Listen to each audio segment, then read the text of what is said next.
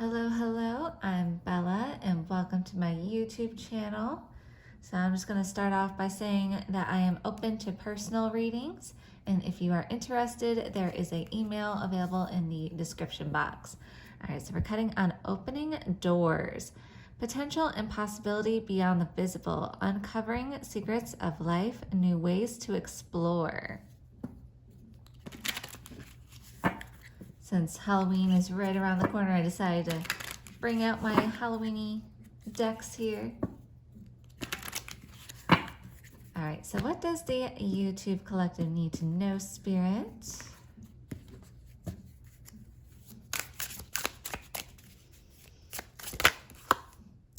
Divine sacrifice, giving up suffering to make room for more. Strength in your faith, balanced spirit and life. It's very true. You don't want to get caught up in all the spirituality, especially when you get your spiritual awakening. You kind of want to dive all into it. It's like you can't forget life. You need to make the practical steps in the present moment, but still, it's finding that balance with everything. Have a strong faith and explore, but don't forget to explore life as well. All right, what else here? Bearing omens, pay attention to signs and messages around you. Guide others through pain, unraveling mysteries.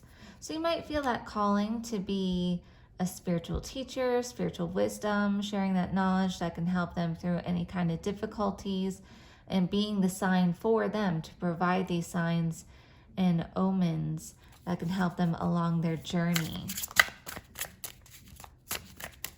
And just pay attention to the synchronicities that happen around you. Just see the magic in everyday moments. Jumping ahead, leveraging your talents to succeed. Getting a big break, take a leap of faith, balancing emotions. Yes, again, the path to peace is all about balance and moderation in everything that you do, and find what works best for you. So just gotta take that jump, that leap of faith in any kind of endeavor that you want to go for. Even if you have fears and blocks that kind of hold you back, listen to the signs. Listen to the signs that guide you forward to take that jump, to take that leap of faith. And again, that goes back with divine sacrificing, with working with your spiritual aspects of life as well, because maybe you grew up more so in the material world and now it's your calling to find some balance with your spiritual life. Core of passion, guarding your heart, experiencing love, feeling deeply, act on your desires. Vulnerability is strength. Yes, that goes hand with your emotions, working to become vulnerable. Being vulnerable with the self, knowing what your heart's desires and passions truly are, not based on what society expects you to do and be. Coiled and waiting, watch for pitfalls, shed your old skin for new possibilities. Stealthy plan, opportunity strikes. I've been seeing images or getting context in relations to snakes lately. So yes, shedding one's skin, relieving the old to be something new. Because snakes aren't there's two sides to snakes. Sometimes snake symbolism can be like, oh, they're toxic, they're harmful, there's something like kind of like a viper, like someone who's can be sneaky and nasty. So that using your intuition and signs and synchronicities in regards to people sometimes. But when it comes to self, the snake represents, just like I said, transformation, shedding the old to be something new. We have crystal veil, bringing things to light, a play of shadows, grand plans, luxury and decay, allure of the unknown.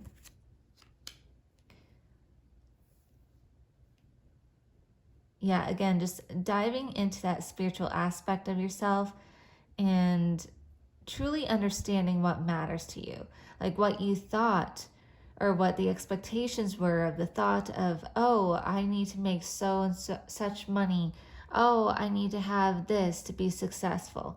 But in reality, when you obtain it, you could feel that hollowness, and like luxury doesn't bring you that enjoyment like you thought it was.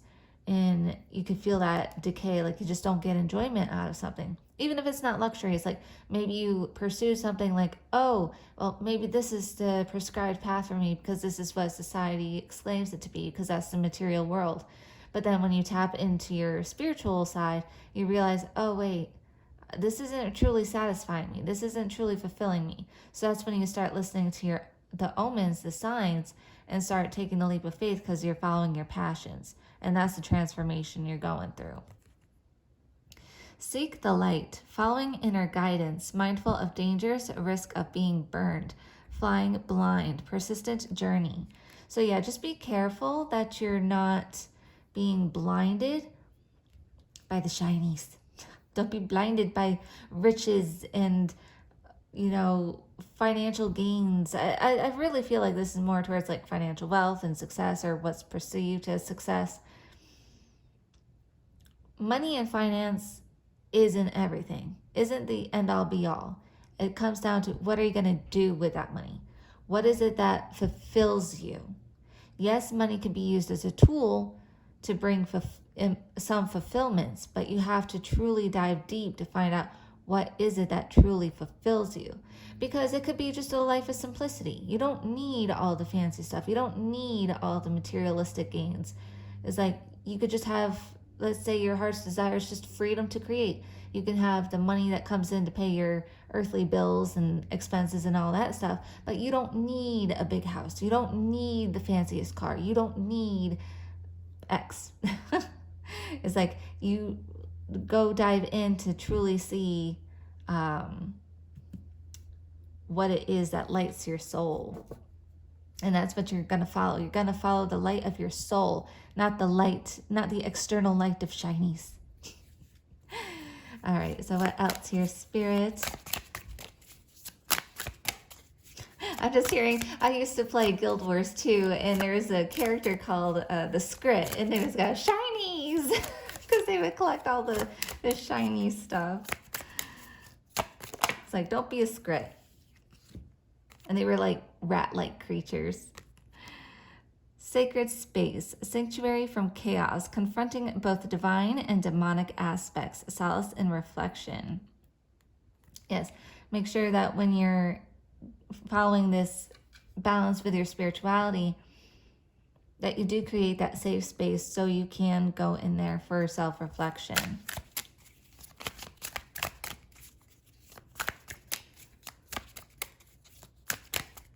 So what else here?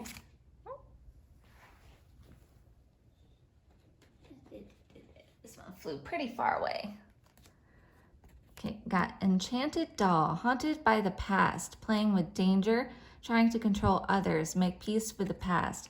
Maybe that's something that a dark side to yourself that you have to confront, is that, now this is not judgment of any kind. Sometimes people who have control issues, like they feel like their external is out of their control, so they try to reign in control and hang on so tightly, so they may try to subtly control others through emotional manipulation. It's something that you might not even be aware of, and I guess again, this might not be you. It could be you, but it could be like people you've dealt with who have had this kind of behavior, and so you might be haunted by that. You might be haunted by controlling people. But you want to make peace and forgive yourself for giving your power away, and you want to forgive them as well. So that could go for either way, but either you could have that kind of behavior pattern, or you've dealt with people with those behavior patterns. And it's finding peace with yourself for behaving that way, and finding peace for whatever situation that entails. Okay, what else? Storms, wrath, unpredictable outcome, dealing with anger issues, having sudden insights, flashes of clarity. So if you're getting triggered by what I'm saying, if this is a call out to you, just know that, don't lash out at the messenger. Just take a deep breath, go inward, and, these are things that we have to face. It's like we don't want to face that, like, oh, I could have acted this way and not realize it. So just deal with your anger in a positive way. Try to sit with it and utilize it in a positive way to transform. It's like, okay, aha, all right, I'm angry, but like, okay, let me sit back, let me look at this. Oh, she was right. It's that kind of energy. So just be aware, handle your emotions appropriately. And if you get triggered by even the past, like if you were dealing with people who were controlling and manipulative, and that could have instilled anger towards them now that you've regained your power. But you need to have that flash of clarity. It's like, sit back, don't react. It's like, even if you feel angry, don't react. Just sit back in your sacred space and deal with it appropriately. Like, either get a punching bag if you want to release it in a physical way, or be creative in some way to get your anger and emotions out. But just sit with your emotions for a moment and then let it release and see the clarity in the situation. And usually seeing clarity about the self, it's hard. It's hard to see this about ourselves sometimes, to see the darker aspects. That's why a lot of people don't do this type of work, because they're afraid to see their shadows. And they're afraid to acknowledge and admit that they behaved in a way they probably don't want to. But the first step is to see it, is to gain that clarity. And sometimes you need a reflection to showcase that. Flesh and spirit, meeting someone new, authority figure, power, dynamics, uncertain future, struggle, and triumph. So this could be dealing with like a masculine figure.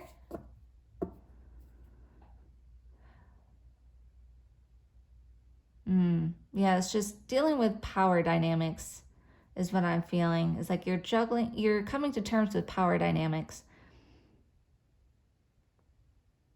And that's the shadow work that needs to be looked at and transformed here with the snake. Anything else? Resting place, honoring memories, peace, and accepting life's cycles, moving on from the past, new paths unfold. So yeah, it's just reiterating, don't be stuck in the past. Release it, work through it, face it, gain clarity, and move forward. Make peace through forgiveness of the self and forgiveness of others. And you will be triumphant. You'll get out of this push and pull power dynamic of people trying to control you, and you regaining your power. Feminine essence, multifaceted aspects, embracing all your parts, power and gentleness, using finesse to triumph. That's what it comes down to. It's just being gentle to yourself.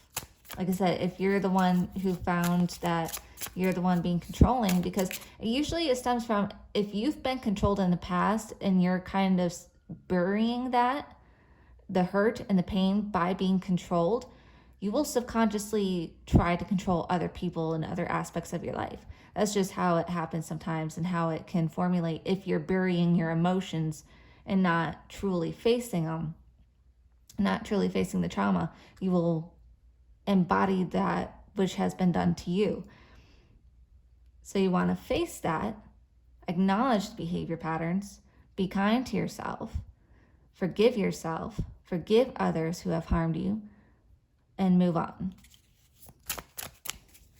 I'll get one more here. Anything else, Spirit? Oh, that's too much, but I will take the one on top here. You have the Nocturnal Sage, seeking the wisdom in stillness, seeing through lies, trusting your own gut, revealing psychic gifts.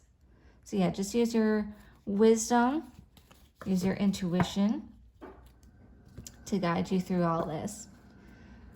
Let's see. Oh.